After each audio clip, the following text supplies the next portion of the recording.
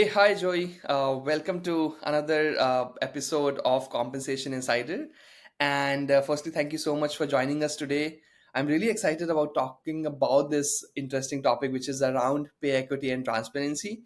It has been around for some time, and there's a lot that has been done by the companies. So, first, why don't you quickly introduce yourself, and then we'll jump right into the topic. Yeah, so I'm Joey Sipe. I've been in the compensation and total reward space for about 10 years now. My background is in IO psychology, so it's kind of lend itself to the root of what we'll probably be talking about later is kind of job analysis and how to evaluate a role. So that lends itself nicely to our conversation today, and that's how it all started and bled into compensation. I've been doing it since. Right. So, Joey, right now, the compensation space seems to be very hot, right? Even smaller companies are now having to pay more attention into compensation, specifically because of pay equity and transparency laws that were passed. And in fact, the reins are getting tighter and tighter. We might expect more laws to be passed. European Union is a step advanced, and they're already enforcing a lot of it. So firstly, to start off the conversation, Joey, can you just tell us what exactly these laws are about, and in essence, in practicality, what do they want the companies to exactly do? Yeah, that's a great question. Because I think, in some cases there might be a discrepancy between what the desired outcome is versus, reality. I think really the main goal is to pay people, fairly, right? Right. That is regardless of race, gender, right? Any protected class. Right. I think ultimately that's the goal of the legislation. But obviously, um, different different governments, different countries, local and state laws may take a little bit different approach on achieving that. Right. So, when you say eventually paying people fairly, or if you put it differently, not discriminating on the basis of a certain protected class, it could be race, ethnicity, gender, age, whatever, right? So, those are the Yep. protected classes. How many protected classes are there in total? Um, how many? As in, how I many guess. criterias are there? So, I think race, ethnicity, gender, uh, age is one. Is there some other criteria to defining a protected class? Well, I think it probably depends on like which law, right? Okay. Or if it's explicit to it, because there are some like sexual orientation that Okay. that would be another one. Right. I think from a pay equity standpoint, right, that's a harder one. Or, you know, I'm not necessarily a lawyer, right, Right. by any means. So that one, obviously, there is some legislation around that, um, but as it lends itself, harder to compare that population when the data is not available necessarily all the time. Correct. Correct. And do you think it is a step in the right direction? Do you think because of this legislation, people are actually getting paid more fairly, at least incrementally fairly? Is that the case that you've seen to be achieved? I think ultimately, yes. Um, I think it's probably baby steps in the right direction. It does eliminate some variability, right, and ensures that the variability can be explained, right, for reasons other than being in a protected class.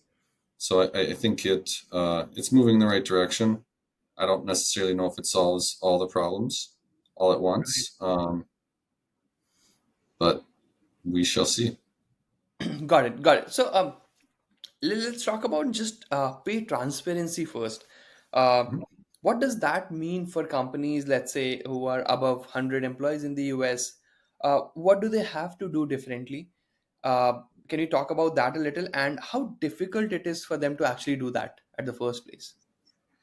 Yeah, it's definitely a challenge from an employer side, right, to keep up with all the state and local legislation Right. because they're not all exactly the same, right? So that's the first the first problem. The other problem is I think over the last 4 or 5 years, it's doubling, right? It starts with two or three local Right. laws, and then it's 10, and now it's 15, right? And I think that's going to continue to trend probably for the next couple of years until we kind Right. of get to um, that place where we all are at least swimming in the right direction. I don't think there'll be any federal legislation um, addressing it, but so that's the employer challenge, is just to keep their hands wrapped around all of it, right? Um, from the local standpoint, I think it's more about you know posting the pay ranges, right? Typically, Right. that's the most generic, most news headlines, right? That's what you're going to see. Um, there are different nuances between the state and local ones. Some of them require, if you promote somebody, you have to provide it, right? And some of it's only upon request. So there are nuances within each local legislative um, piece, and that's what's tricky to keep track of it. So typically, what larger employers, right, that are across multiple regions or that get impacted by this heavily, they'll usually, from an employer standpoint, take the strictest law and then apply it across the board, right? Correct. So, which, in and of itself, that approach is almost the equivalent of a federal right bill that doesn't exist. I think it just makes it easier for employers, um, and honestly, these things are put in place to benefit employees. I don't think Right. it's something to be feared, right? We oftentimes think it's a bad thing, but we should probably change maybe our perspective sometimes and say, how can this benefit employees? What does this mean for them? Right? Right. Because at least in the total reward space, I welcome it. I think it's a good thing. Got it. Got it. So basically, it starts with publishing your pay ranges in the job listings. That is one, which means external job postings, your career sites. Also, furnishing details around the job range whenever asked for from the employees. They do not have to proactively share it with the employees, but they just have to furnish it whenever asked for. Uh, and of course, during promotions, you said that they are allowed to sort of publish it. But so there are two aspects. One is for the existing employees. One is for the new hires that they are making. That is the candidates, which is public facing.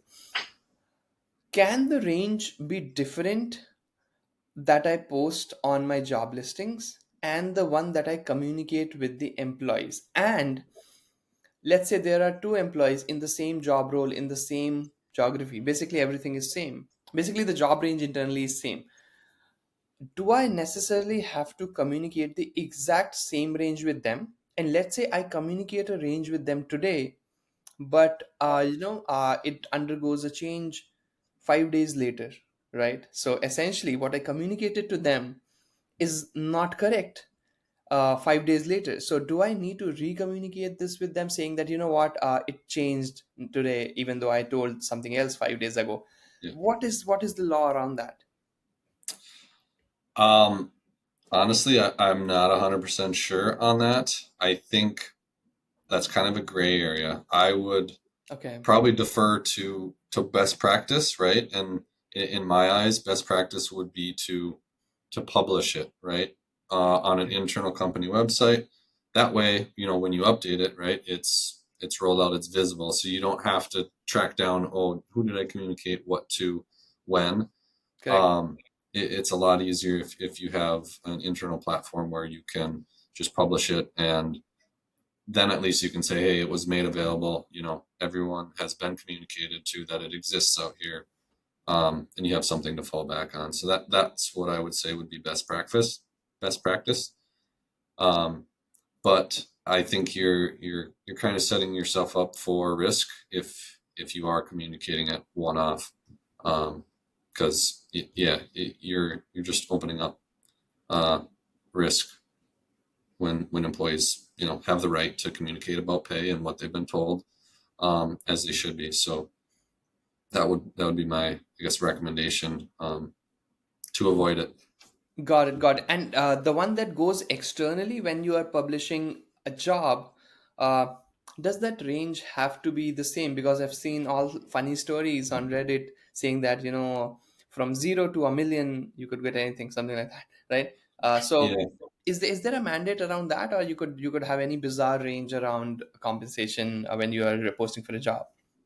that's a really good question. I think, from a legal standpoint, I'm not 100% sure. I think it needs to be kind of your best guess, right? But I think it gets complicated when, um, a lot of times businesses or managers will come out and they'll post a position and they say, well, I don't know if we need an entry level or an experienced person, right? And you might have Right. multiple job levels, right? And those job levels might have different, pay ranges.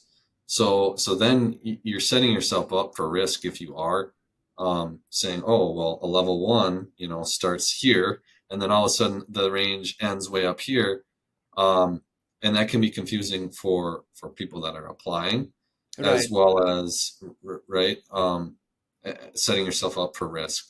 So I think being crisp and clear and understanding what are your business needs, um, and posting for the position that is needed, is going to be your best bet in those scenarios. It's not always difficult when you don't know what candidates exist in the marketplace, what you're going to get when you post a job, Right. and it's not good to post all sorts of roles that you end up not filling either, right? Got it. Got it. And Jay, have you seen this as a common practice that a lot of companies have resorted to sort of sharing the min to the mid of the range when they're posting jobs, because Mhm. they're like, we are only hiring between min and mid. We are not hiring, in the other half of the range. So why as well post it? Because then it sets Yeah. false expectations in the minds of candidates, and they come back asking for more. So is that a very common practice? And do you think that is okay to do, or do you think you should still probably post the entire range? I think it kind of defeats the purpose of the law, I Right. guess, in my mind. Typically, and that brings up a great point too, right? Sometimes you see advertisements, right, that aren't necessarily geared towards compliance, where they're taking the average, or you've seen like I've seen truck drivers where it's like you can drive for us and make $750,000. Well, it was a very niche, nuanced circumstance where it Right. happened, right? So it is misleading. I think oftentimes the reason for the scenario you just described is internal pay and Right. internal equity, right? So they're trying to balance, um, because the market sometimes can move faster than your typical merit cycle and budgets allow. So that's trying to just put parameters around uh, candidate expectations and ensuring that you're not creating inequity from just market movement. Got it. Got it. And Joy, you mentioned that. So, okay, taking a step back, in order to do all of this, first you need to have a range that could be made publicly available, right? Or at least available to the employees. Which means every company, upwards of 100 employees, probably almost, uh, will have ranges created for every job that they have. Is it fair to assume? Whew, I think that's the way it's supposed to be. But I Right. would say, you know, I've been at plenty of companies where, I've built things up from nothing. And they've had thousands, right? Or Right. in that ballpark of 1,000 employees, and that's not in place. So I don't know if that's necessarily it's probably not a fair excuse from a legal standpoint, but I don't think it's necessarily a great assumption to make either. Got it. Um, Being in my experience at places and having built things out for organizations of that smaller size, that may not always be the case. Got it. Got it. But then in those companies, if employees were to, sometime any of the employees ask, what is my range? What would the companies give out as a range if they do not have it built already? Well, that's why it's a good time to be a compensation professional. Right. um, I think that's a great question, right? I don't know how oftentimes those are going to be either manager or like decisions. Really, a lot of times at those types of companies that operate in that manner, it Right. boils down, and the decisions get all the way down to the manager, and it's not something that's looked at centrally across the organization. And that's when you run into real issues, right? Pay equity, disparity, different decision making practices, um, and that's kind of what happens. Correct, correct. And if let's come to the other scenario where we are being good and we are following the law to its truest spirit, and we are actually making ranges and making them publicly available or internally available to the employees almost real time, right? So that whenever it changes, our employees know that it has changed. Maybe every time they see their total reward statement, they also see their position in the range. Uh, Now, let's say you shift a range in the next year when you're pricing for jobs again by 7%, right? So the employee would exactly know that my position has shifted by 7% Mhm. in the range, right? From the median, I am now farther by 7%. Uh, or maybe closer, because if I'm above the midpoint, let's say I was below the midpoint, I've now shifted farther by 7%. But the increment that I'm getting is like Mhm. 4%, right? Mhm. That rings bells, because then I start to think, have I not been fairly compensated? Because Mhm. just because of a market movement, it was supposed to be 7%. Then I've also grown within the role, so there needs to be an adjustment to that. And Mhm. hence, my increment probably should be more than 7%. How would companies tackle such a scenario where employees are aware to this extent, and it is only a matter of time that they would eventually be aware, right? So if they come up with this question, how do companies answer for this? Because they cannot possibly justify, and of course, except if the companies are actually giving them more, right? But is that Mhm. always the case, or should they be prepared for such questions, and how do they prepare themselves for questions then? Yeah, no, it's that is the problem of compensation, right? Right. That's the ultimate underlying issue, I guess, that I've recognized, right? Because I've done the math. Um, I think what it's going to actually kind of transform into or lend itself to more of just generally speaking about the pay transparency laws and reporting requirements. I think it's going to really make businesses focus on at least smaller ones for sure. Bigger ones will have more flexibility to adapt and use different strategies, but smaller ones they're going to be kind of forced um, to lessen the variability in pay, right? And or get very good about metrics, right? What are the metrics tied to certain roles, things like that. That way you can easily justify any sort of pay differences, right? Um, it's really going to be about um, internal leveling and taking an internal leveling approach versus a pure market based approach, right? I think, at least me in my career have really been like, why do both, right? Why do a hybrid when the market says this? Why wouldn't you follow the market, right? But if there's a difference between an internal leveling tool and the market, right? Just never made sense. Well, I think now my thinking is shifting, right? Quite a bit in terms of, well, maybe we should start to ignore the market a little bit more often, right? Right. Because even from a legal standpoint, right, it's not justifiable from a pay equity standpoint. Well, we were following the market. The market said this. That's not going to be a legitimate reason if you really get into the weeds or we're really hard pressed in a very technical pay equity lawsuit, right? Correct. So I lean more towards an internal leveling tool as probably kind of the a strong direction for businesses to do it, right? You can't ignore the market, right? You still need to be competitive, but to really more focus on meeting employees' needs, right? What is the lifestyle that you want to provide as an employer to your employees? Right. Focus on answering that question is probably going to be a bigger one, right? And then how do you do that fairly, right? That's what Right. the employer should be asking themselves. Um, and then it's really kind of more about culture, right? And what you want to create, and are people happy, working there? Because once transparency exists, everybody knows, and I mean, if you're not happy about it, right, then you've got your options, right? You can look elsewhere, you can speak up, but if you're not allowing for as much variability in pay, it, you get the companies that grease the squeaky wheel, right? If you say no to that, then Correct. right, at least you can be transparent and honest and move forward from that standpoint. Um, that's my view. Got it. Got it. And because there's so much of thing about ranges being made public, uh, when you're hiring for new people, you constantly have this pressure of making the hire within time, and your talent acquisition team finds a rock star hire and they want to hire her or him, right?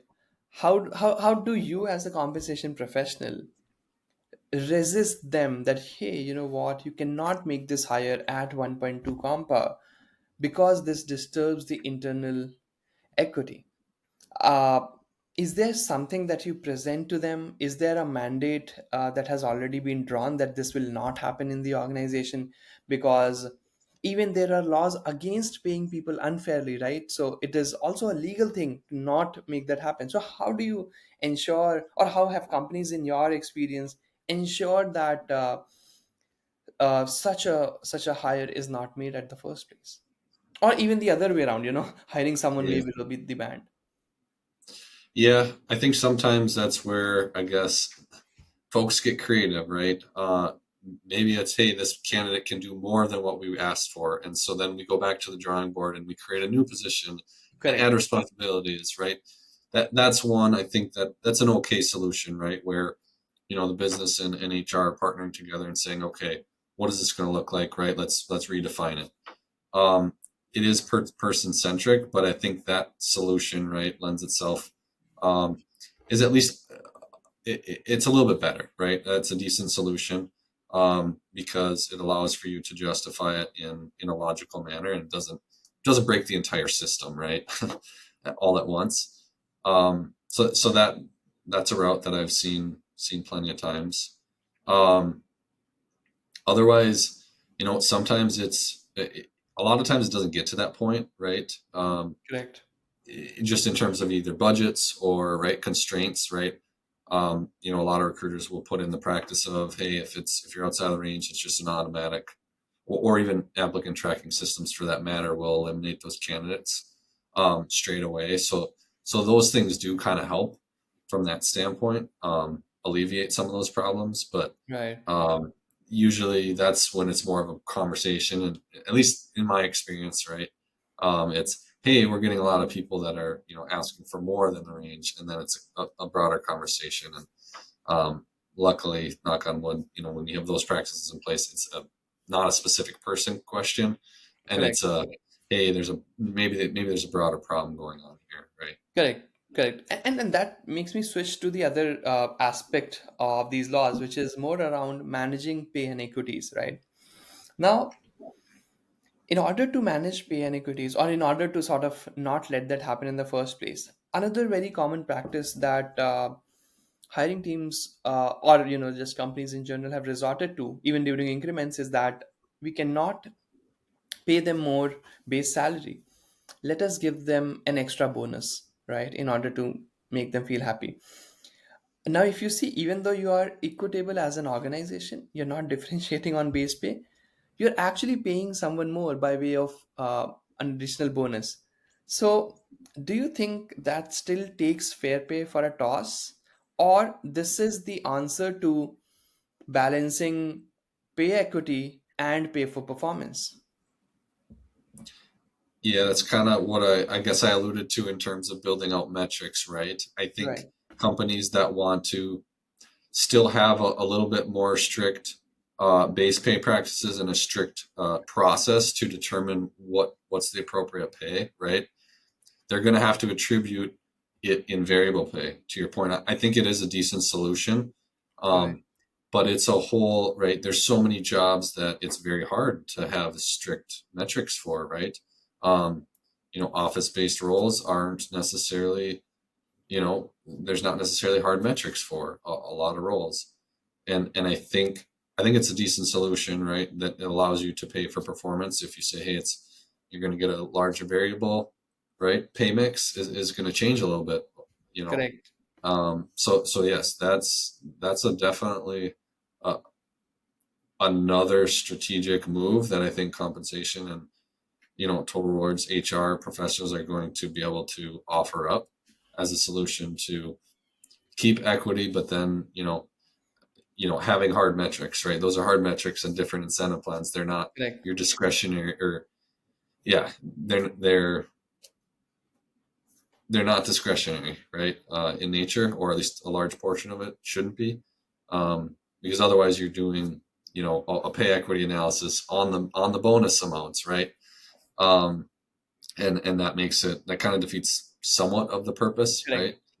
right? So I think you're spot on into what you're alluding to. I think that's definitely another avenue for businesses to continue their pay for performance strategies and approaches. Just going to be more on the variable side, Right. and require it to be uh, non-discretionary in nature. Correct. Correct. And Joy, would you say that pay equity is anti pay for performance? Well, that's a great question. I don't think it has to be, right? You just alluded to one solution, right? Right.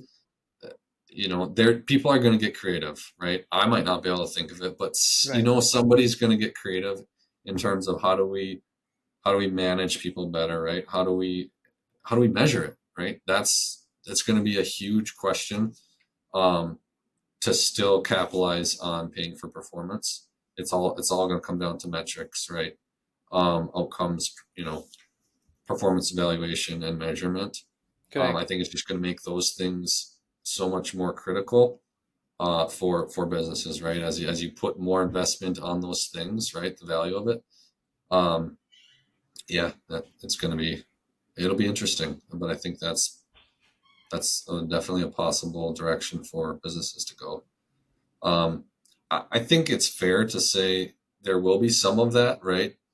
And I think it's more so the companies that think of the legislation as a compliance related topic, right? If it's compliance and we have to do this, right? They're going to be like, oh, we're just locked down, right? We can't pay for performance. It's just Right. peanut butter spread approach for merit and things like that. I think some people might be okay with that and might just go along with it, but um, I don't think they're embracing the opportunity, right? The strategic opportunity that it is, Right. and they're really not. Those companies aren't understanding the value of their people, right? And and that's, I think, the difference, right, between how you view the legislation coming, and being applied, Right. right? It's huge. Correct. And when you say viewing the legislation, uh, there's this other I would not debate, but something which is taking responsibility, uh, is managing or is becoming compliant with respect to pay equity a CHRO mandate, a head of rewards mandate, or a head of legal mandate, or it is a founder's office mandate. Who amongst these four is actually responsible, as in takes the ownership of getting it done? There could be the other parties that are supporting it, but who owns this responsibility as of now in most of the cases? That's a great question. I think it kind of depends on your size of your organization. I think larger organizations, it's going to be some sort of compliance related function that's going Right. to, they have the capital, right, to have a team, right? Otherwise, your smaller businesses aren't going to have your compliance related or a legal team at all, right? Right. So they need to use their outside sources and tools, invest in those if they haven't already, right? Um, then it's going to fall on the HR folks and the teams. It's going to fall on a lot of people in a lot of different hats. Um, but ultimately, right, at the end of the day, right, if you look at comp, and you can make the argument of any company, right, it sits on the CEO, right, the executive team, right. That's Correct. that's why there's right? That's how the job was evaluated. That's why they have to own it, right? If you're gonna do anything based on evaluating a role and paying accordingly, right? That's where the responsibility sits in my eyes. From there, they can dictate who is responsible, right, if they so choose, to execute on it. But um, I think people that are compelled, right, and want to do it and see it as a good thing, they're going to be the ones that pick it up and run with it. Got it. Got it. And Joy, my last question is more around the budgets for managing pay equity. Does the leadership understand that eliminating pay disparities would actually require a lot of budget? And are they open to releasing those sorts of budgets? And are they willingly doing so? Or they're like, this is a shot in the arm, and you're just not letting me do business. This is not my priority. Why do we have to do this at the first place? So what have you seen around you? Are people, leadership I mean, Mhm. is more welcoming of this change, or they're more like they still have to do it but only half-heartedly, because this is not something Yeah, that is top of their mind, right? They want to grow revenues, they want to improve margins, and all of a sudden you come saying that, you know what, apart from the 4% increment budget, I need a 3% pay equity budget, and they're like, what is pay equity, right? So how about that? How have you seen leadership react to an extra budget for pay equity management? yeah. I think at more progressive companies, right, I've seen it where they're doing it before any of this legislation even existed, right? Right. And so that speaks volumes, right, in terms of whether it was legal compliance at the time or, right, just investing in their people and having that perception of, hey, we want to do this the right way, right? Right. We want to ensure it, and here's how we can do it. And they're pre-investing, right? They're already they already have that shift in mindset, right? And they understand the value of their people, um, and that all these things, offer and flourishes in terms of the benefits to culture, morale, right? The benefits of DEI, right? Like all those things are intertwined to this. Um, Whereas, right, the leaders that are more going to be compliance related and they need this, right? That's why there is a law in the first place, unfortunately, right? So I've seen it kind of go everywhere in between in terms of, hey, we want to do this, we see it's a good thing, right? But then when it comes to budgets, yeah, it becomes tough, right? It's a harder conversation. So I think it kind of forces folks, or at least people in my role, to get creative in terms of how do we do this, right? Maybe we can assess it and we can start to tackle it, and we can understand what it looks like, and how do we chip away at it, right? So it's not a huge detriment to the business. Um, I think you can kind of carve it out and do it slowly over time, um, and kind of meet in the middle, right? It needs to be a partnership, and you need to get buy-in, right? Ultimately, and I think that's where things can get, I guess, either they're going to go one of two ways, right? You're either going to do Correct. it or you're not. You're going to be in compliant or you're not, and I think some leaders will learn the hard way over time, and others will understand that they made the right decision regardless, and they'll reap the benefits. Got it. Got it. Which means that what they're essentially saying is that there will be an increased acceptance of this, and then eventually, the Yeah, leadership will also eventually get aligned. Some leaders are, of course, more proactive, and they're yeah, already aligned even before the legislations came in. But eventually, more and more people will be aligned to this. yeah, yeah. And I think that's it's a good point too, right? Because we participate in annual budget surveys, right, and Right. get a gauge of that. And I think you'll see that line item being a standard line item, right? More and more, companies will have that. Will be putting that data in, right, for compliance or other reasons, right? The ones that have already been doing it. I think what's hard is you have that big upfront cost, right? And that's the biggest hurdle Correct. typically, right? There's going to be the first time you do it, it's going to be a bigger hurdle, right? And then it's lessened as long as you keep Eventually. doing it, right? Or change your pay practices, right? It's going to be less every year. So um, So I think it's a little harder to bite the bullet the first time around for businesses, but um, once you get through that and over it, then it's a lot more manageable. Correct, correct. That is all from my side, Joey. We at Compap are, continually trying to create tools and solutions more around how do we make fair pay a reality. And I think this really helped speaking to you, getting your perspective, and I'm sure the audience will also have some food for thought around how they start looking at pay equity and the solutions around it. So thank you once again, Joey, for joining us for this very, very exciting conversation, and looking forward to seeing you again. Yeah, appreciate it. Thanks for having me.